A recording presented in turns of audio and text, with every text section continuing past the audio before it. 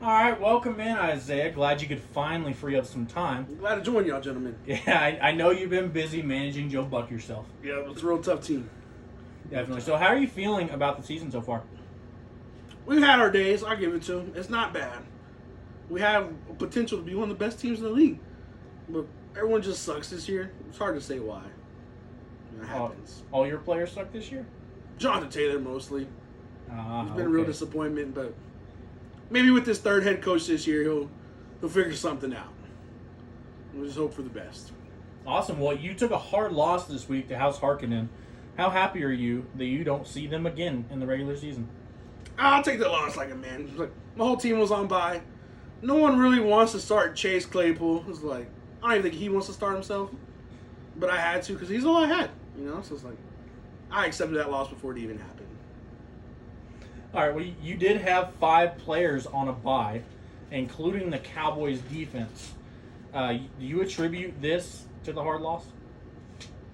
Not really. My backup defense, dude, did all right. 12 points is good for a backup defense. It's not my starter, but even with that few extra points, I wouldn't have won.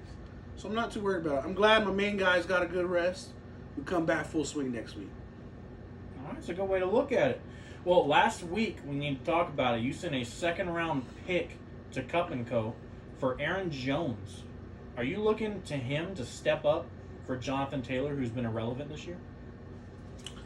I need consistency. That's the only reason. He's consistent. I just need someone that'll put up 12 points a week. Jonathan Taylor hasn't been that guy. And Aaron Jones, I think he'll do it for me.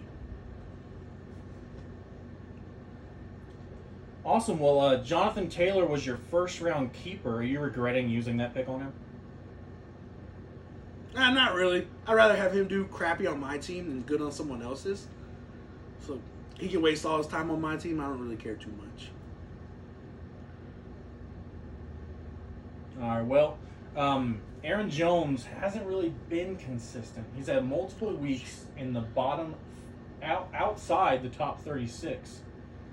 So are you looking for him to be the old Aaron Jones that we all know and love, or are you just hoping, living on a prayer here? It's a little bit of both. I think he's going to step up because really his team doesn't have a receiver core. No one's the same, so they're going to start running the ball more. Aaron Rodgers can't throw to save his life. No disrespect. I love the guy, but it's just time for the younger guys to step up. Well, awesome. You also have a quarterback that is surprisingly in the top 10. Talk to us about Kirk Cousins and what he's meant to this roster. My boy Kirk Cousins, he's always been the most consistent. He's the most consistent quarterback there is in fantasy. He puts up points. He's a good start no matter what. And him being around all these young guys kind of making him feel juiced up a little bit. So it's like, that's why he's doing his thing out there having fun. All right, well, he is the QB9 on the season. Now, since you're so close to the playoffs, are you looking at upgrading at the quarterback position going forward? There's a few things in the air, but as of right now, I think we're fine with Kirk Cousins. Okay, now if you had an opportunity to get a guy like Joe Burrow to your roster, hypothetically, would you consider that trade in a high value? It all depends on what the trade is. I'm open to anybody being my quarterback. If the trade's right, I might accept it.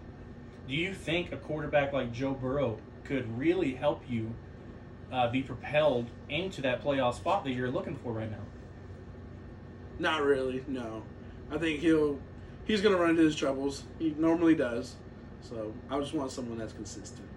Right. I would like to point out that he is the QB3 on the year.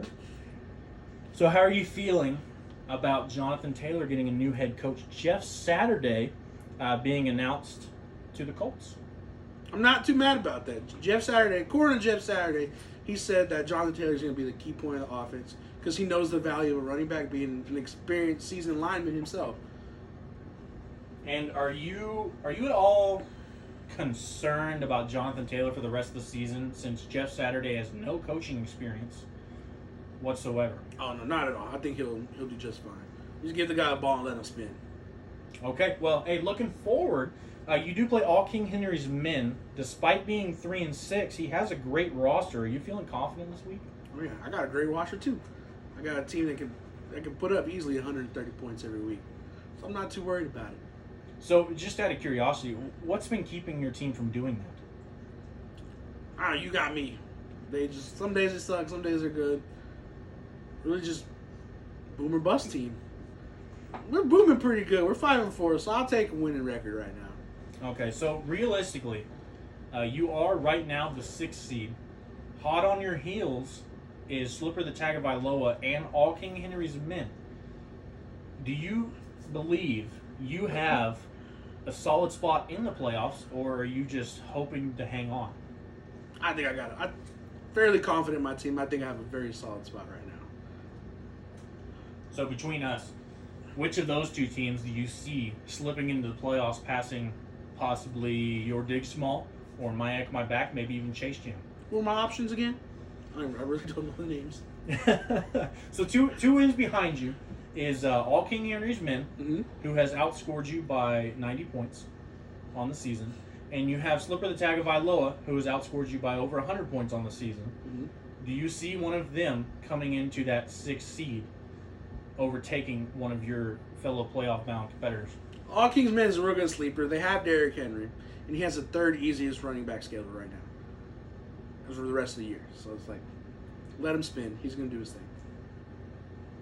All right. Well, thanks for coming out today, and we wish you the best of luck going forward. Glad to be here. Thanks for everybody coming out, too. Hey, Good questions. hey. Oh, got a question? Hey. I can help you, sir. Don't fuck yourself. I have a crazy question, and there was a conspiracy going on. Yeah, let me hear your question. Are you planning on picking up Colt McCoy this week if he plays, and or Jerry Rice? Jerry Rice has been on the board. We haven't forgot about him. A lot of people don't remember Jerry Rice, but he's still in the league. He's coming up. Just keep an eye out. You'll find out pretty soon. So you picked up whatever his name is from the Colts. I really don't remember. Are you planning on picking up another former Texas quarterback, Colt McCoy, this week to play? Sam Ehlinger's not on my team anymore. Is he not? No. Oh, I don't even. I let him go just because his offensive line is shaky. You know, so it's just a rough reason to keep him. He has the potential to be a really good quarterback. He just doesn't have the line for him right now. So Jerry Rice I'm really leaning more towards Jerry Rice instead of Colt McCoy too. But just how it goes. All right. Well, thank you, sir. Yeah, thank you for that good question. Yeah. Sam Ehlinger, quick to come, quick to go. Yes, sir. All right. Thank you, sir.